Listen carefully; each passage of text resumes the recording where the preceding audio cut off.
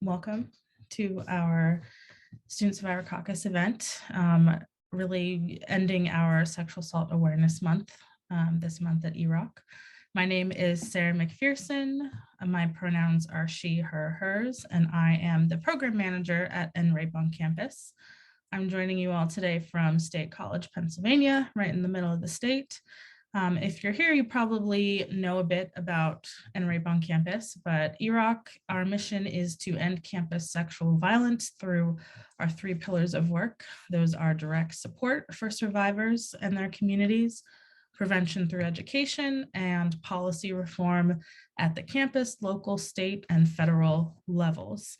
This event is our Student Survivor Caucus Action Shareout, and I want to tell you a little bit about the Student Survivor Caucus, or SSC. This is one of our Centering the Margins programs. We've run the pilot year of the program in this last school year, and we'll be building on it, expanding it, and bringing in new members for year 2, starting this fall. Essentially, the SSC is a group of self-identified current student survivors of sexual assault or interpersonal violence. The group meets twice a month to learn and discuss together the movement and how we can all work together to put survivors of diverse and intersectional identities at the forefront of this movement, and to, as the group will do today, provide input on the direction and response efforts at colleges and institutions. This group is all about being survivor focused, trauma informed, and centering the margins. And you'll see that reflected today. We'll be opening applications for year 2 of the program this summer, and you can find more information on our website. We will update that when we have the applications and everything ready for next year. I'm going to hand this event over to our Student Survivor Caucus representatives, the 3 here. But really quickly, before I do, I'd like to take a moment to provide some information and housekeeping for the session. Since this is a webinar, your videos have been turned off. However, please feel free to use the chat to engage with our group throughout the course on this conversation. There'll be a discussion portion at the end if folks would like to participate. If you'd like to get in touch with NRAPE on campus outside of this event, please use our online form, which I will also put in the chat here. Also on our website, we have a list of resources if you'd like to reach out for support, and that link is also in the chat. If you'd like to engage with us on social media and share any words of wisdom that you hear or reshare our posts or anything, you can follow us at NRAPE on campus on Instagram, Twitter, and Facebook. And I'll put that in the chat as well. NRAPE on campus, we hold the right to remove anybody who Zoom bombs or displays harmful, violent, victim blaming behavior in these sessions. So we will not hesitate to remove folks if we see that happening. As always, please take care of yourselves. During and after this session, we will be talking about sexual assault, interpersonal violence, and institutional harm. So we thank you for being here and spending your time with us.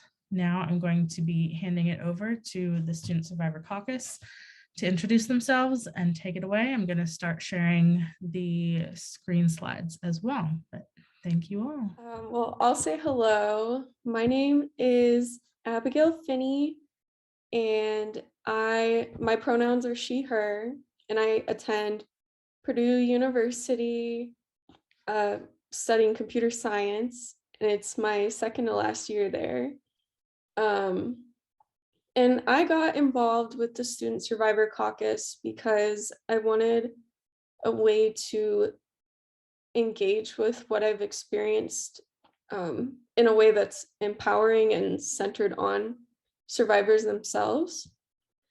So I've really appreciated the experience so far. Hi, excuse me. My name is Celeste Iroha. I use she, her pronouns. I attend Trinity Washington University here in DC. I got involved, I'm studying health services with a minor in international affairs. I got involved with EROC SSC because I am a student survivor and a survivor of intimate partner violence and sexual assault. So I wanted to use my personal story to, advocate and still be able to educate and help people along the way.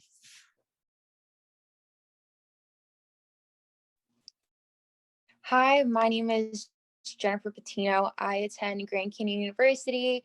My major is special education, and I'm on the pre-med track as well.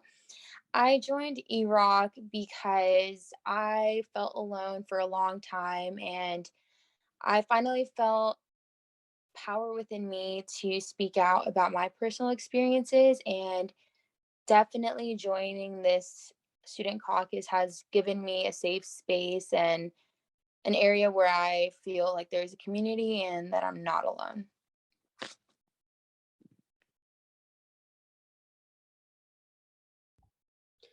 So one of our primary goals while we've been working together in the Student Survivor Caucus over the past school year has been to draft a list of demands that we could use as a guide for further action. This list of demands describes basic rights that we believe should be afforded to survivors. We have gathered information about what is needed through firsthand survivor accounts during our group discussions, and also from the survey that we conducted. And we would like to thank everyone who participated in the survey because the responses gave a lot of insight into common problems that survivors have had over a period of many years and at a wide variety of institutions. We have found that many institutions lack the resources to properly support survivors. The list of demands covers issues that were most often cited as problematic, including accessibility, privacy, resources, safety, and the investigation process itself. We will continue to take input on this document as we work to finalize it, including the feedback that we received from the discussion today.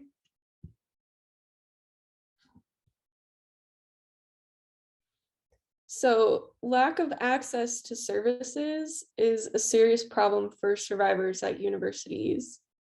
Some schools do not have any staff who are dedicated to assisting victims of personal violence. The services that schools do have are often still inadequate at serving the diverse group of survivors in need of help. We believe that victims deserve services that are easily accessible to them.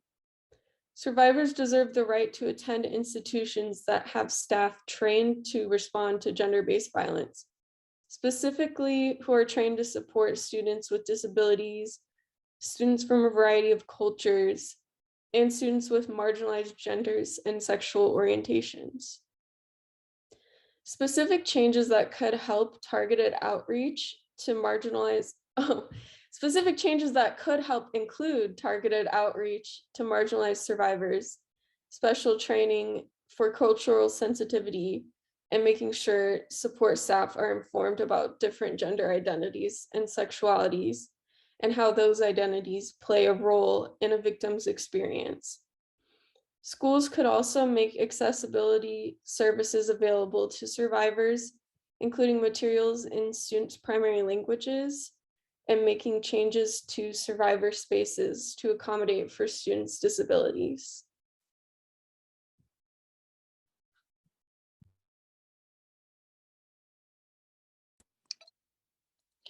The next one is privacy. So all victims, survivors deserve the ultimate control over their story and how they want to proceed with that.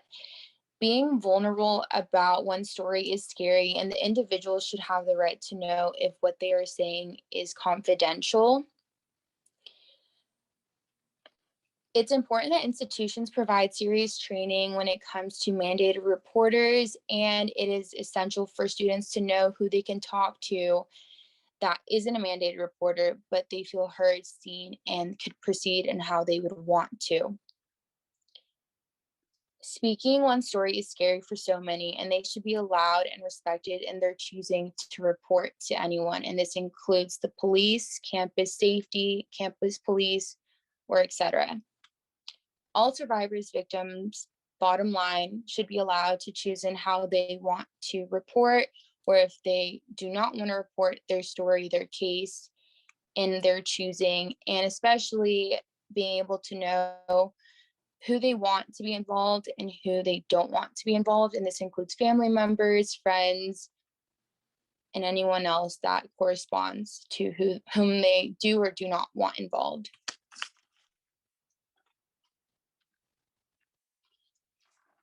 The next is resources. Resources should be allowed to any individual, regardless if they reported or not. Mental health services should be accessible to all individuals at any time with trained professional staff members on trauma. And students should have the right to academic accommodations, especially when speaking their own story. There could be leave of absences, there could be a decline in grades, and all the unnecessary stress that shouldn't be applied when one does report or doesn't report and is experiencing these situations. Having survivor advocates on school grounds should be implemented for students, individuals, victims, survivors to feel safe, heard. I know that many people can talk to counselors, but would rather possibly speak to survivor advocates because it might seem more applicable for them to speak to them. And it should not matter if the assault happened on campus or not. All survivors, victims deserve the right to resources at any time, regardless if it was on the institution property or not.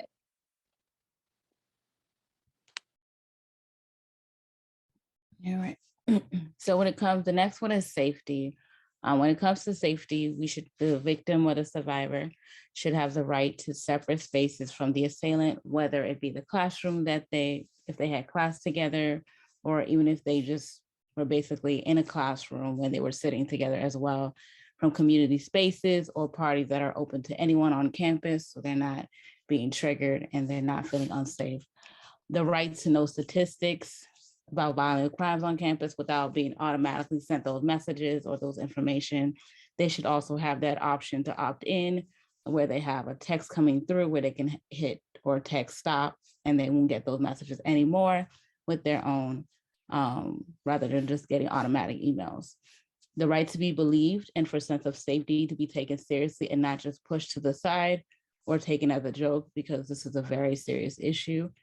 The right for no contact orders, which are, as it seems, where the assailant cannot reach out to the survivor, whether it is in face or in person or over the phone or internet or through social media. And the right for reports of retaliation to be followed up to the fullest extent possible, whether it be law enforcement or trusted individuals that they wanted to put their safety in. And there's an investigation process that goes along with it. So they need the right to have a free of judgment and victim blaming process where they're not, just saying this is their fault or any sign. That's what a sign of victim blaming is. They need a process that is free of all of that. They need the right to have support and advocating through the investigation process, which can be their trusted individuals, a support group, and allies that they were able to share their story with if they feel comfortable, and the right to get out of the investigation process or formal complaint process at any time where they're not pressured to continue if they don't feel comfortable, and the right to a third-party investigation, which can include local law enforcement, whether that be the campus police or outside, and it's free of any school staff, faculty, administration, where at least they can't be biased on this investigation process as well.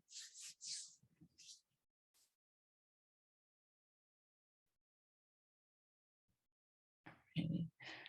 So going to the discussion part. I don't know who's doing this part. If anybody want to hop in, or is it okay to just go into it?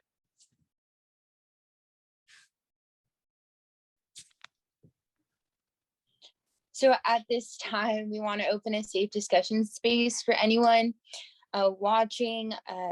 We have these questions up that were made from student survivors, and we are open to any additional thoughts and considerations. So please feel free to comment any questions, concerns, or unmute if you'd like to answer any of these questions.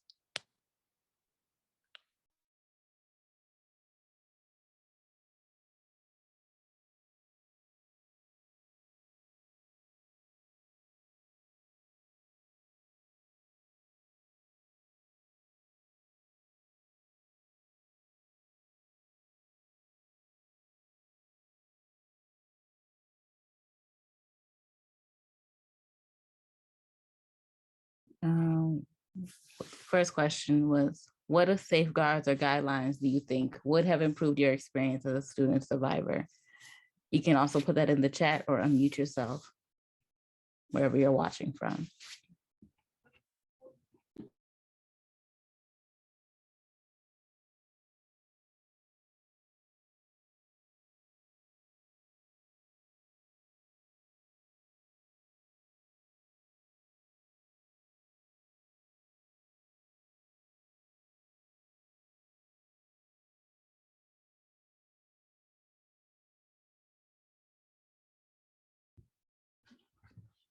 We would also like to hear from school administrators and professors.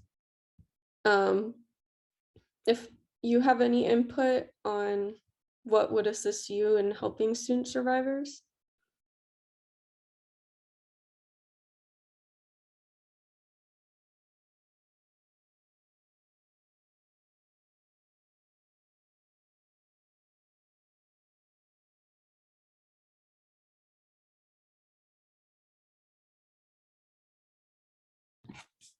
So I know for the first question, for the safeguards or the guidelines that I think would have helped me, would have had on my prior campus, I really felt like I wish they had a better education where, they incorporated something basically around the healthy relationship education on my campus, where at least I felt safe to learn about that and be able to share my story as well if I felt comfortable, and letting people know that they're not alone. But I feel like my school didn't implement any safeguard that would have made my experience better. And we didn't have a really bigger Title IX. We didn't even have a Title IX on my campus. So I really felt like we had no safeguards on my campus, where I really had like one staff member.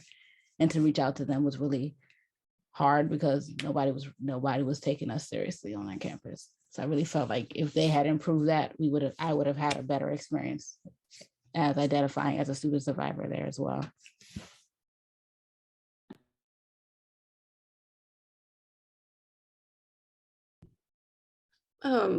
This wasn't my personal experience, but some of the people I know had problems accessing any help at all because they weren't comfortable reporting, like filing a formal report.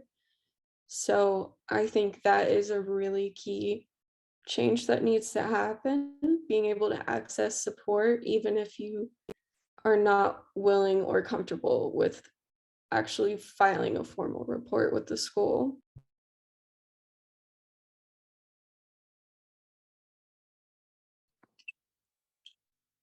I didn't have my situation happen at an institution, but I think what Abigail was saying is so important, because whether or not they reported the case or not, the student may be experiencing their mental health issues. And I just think that institutions should better promote awareness of this. It is such a taboo topic that many individuals don't want to talk about because they don't know if they are supported at institutions. I know many individuals that felt that if they said something, they would be looked down upon, or they wouldn't be taken seriously as well. So I think that institutions should have student advocates. When I heard about that for the first time, I think that's pretty important for most people, just because some people may not feel comfortable going to a counselor, some people may not be comfortable even talking about it. But knowing that there is advocates there that are survivors that have dealt with these experiences, unfortunately, they can feel seen and heard. And all individuals, regardless that if they report it or not, should be taken seriously and should be believed upon their story.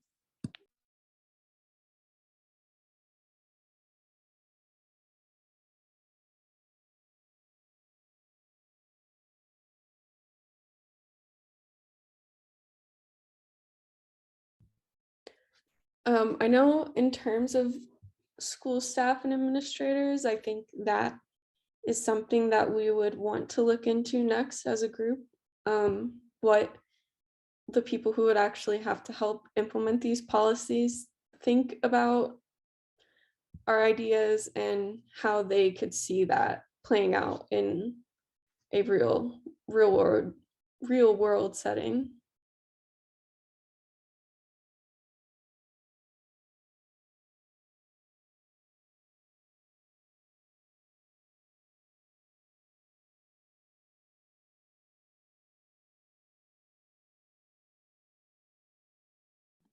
The last question, how can students and administrators best work together to achieve these items and make improvements?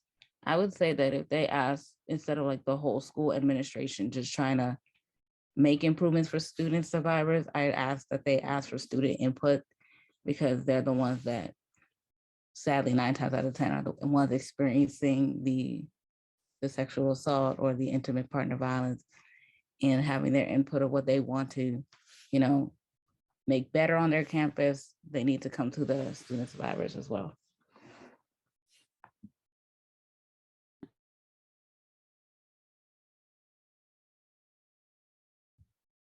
So Bonnie brought up a good point that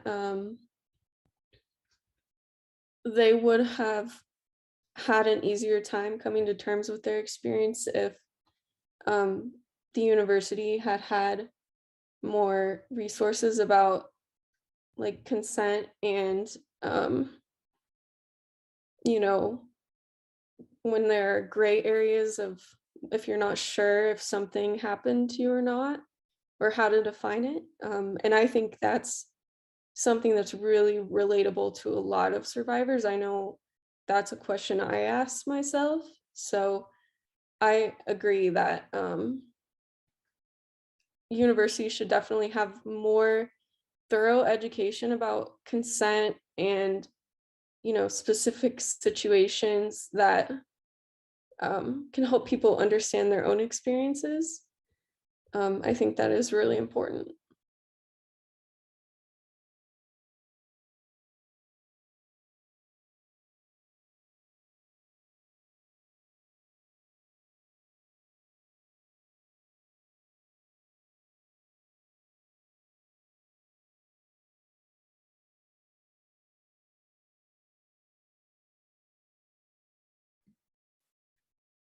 All right. Thank you, Bonnie, for sharing in the chat. I think we're close to wrapping up here. I'll just want to invite our 3 panelists to share any like final parting insight or words as you think about how we are expecting new Title IX regulations to be coming into play and to be released, hopefully in this next month, and for schools to be over the summer thinking about the changes that can be made, the things that they can implement in order to make these things happen, as well as reflecting on, you know, all of the wonderful conversations this group has had over the last school year.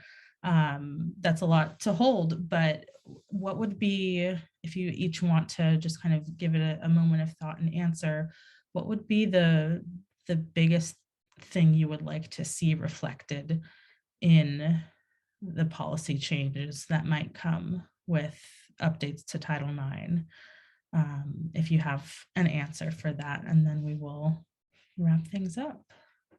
Whoever's ready and wants to share, you can just start.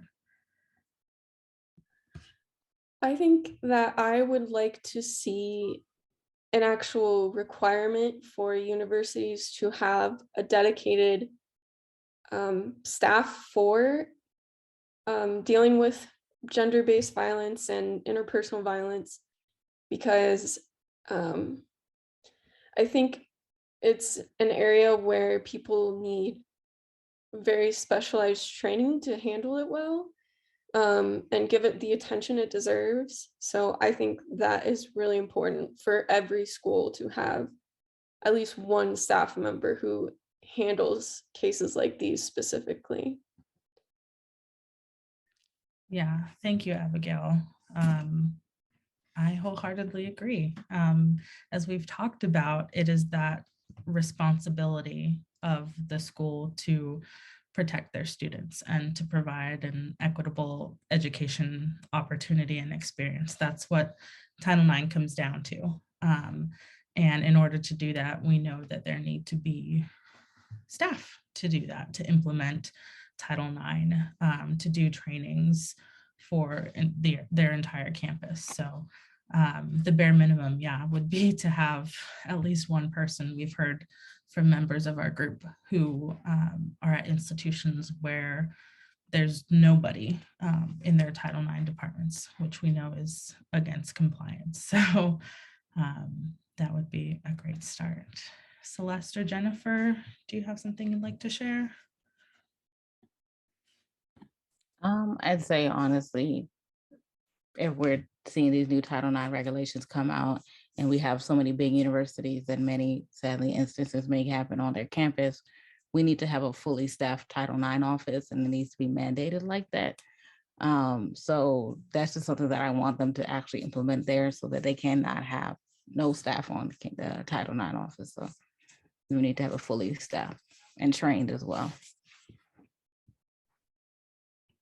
Thank you. Yeah, fully staffed, and that will look different depending on the campus size and the cultures represented on the campuses. And like we mentioned in that list, paying attention to that and centering those survivors.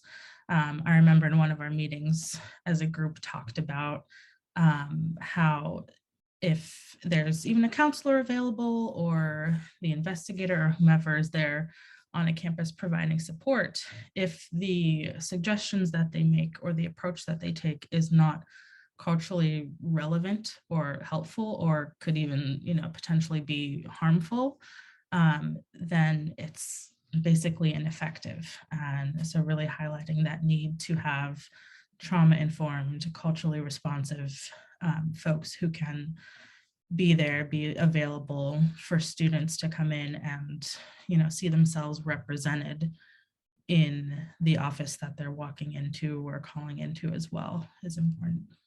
Jennifer, anything you want to add? Yeah, there's a lot that I would want to say about this. Ultimately, for me, I'm such a big advocate for mental health. And I think that these resources should be a given right for anyone, regardless of a case. And I don't think any survivor or victim needs to justify that their experience was real in documentation or anything like that. They should be heard. I know that I know a lot of people that are scared to even approach any area of mental health resources at school because they feel that they're going to be automatically given a case. And that's another thing that I hope is implemented in the future, that it is the right of the survivor or victim, however they like to be called, the choice to report or not automatically. And it's all about their timing and whether they want to involve the police or anything like that I've mentioned or that we've mentioned in this presentation. So I just hope that we train, like Abigail and Celeste said, that we train these staff, not just train like a week, but train professionally and seriously, because this is a tragic and unfortunate event that happens to so many people, and it shouldn't be just brushed upon in training. So Exactly. This issue is hand in hand with mental health. And I know May is a big mental health awareness month as well. And, I think also, in addition to it being important to the survivors that the staff are well trained and competent, it's important for the staff themselves to be well trained and competent in how to do their work. We know that there can be a lot of turnover in these departments and folks coming in not getting the support that they need to best do their jobs. And I think this would also go make some progress in making improvements there, so that in the middle of a process, an investigation, or getting support services, that staff member doesn't leave, and that student survivor then has to begin again with building a relationship or sharing their story, which we know can be further traumatizing. So all great points. We will wrap it up here then. I really want to thank our 3 hosts for the work that they've done this evening, as well as the time spent into putting this presentation together, attending meetings, and having these tough, vulnerable conversations and sharing so much of yourselves. So to the 3 of you, just want to reiterate how proud of you I am to know you, to have gotten to know you, and for the work that you're doing, for showing up in these spaces. And yeah, it's been wonderful to get to work with you. And thank you to folks who have tuned in. Just want to say, again, our Student Survivor Caucus will be returning for year 2. We're going to take a little bit of a pause in the summer, but we'll be putting out applications for year 2, hoping to make this program bigger, better, and build it out even more and have more opportunities that EROC can provide to have you all hear directly from our wonderful students. So please stay tuned to what we're up to on our website and through our social media. And thanks for tuning in, and we hope you enjoy the rest of your day. Take care.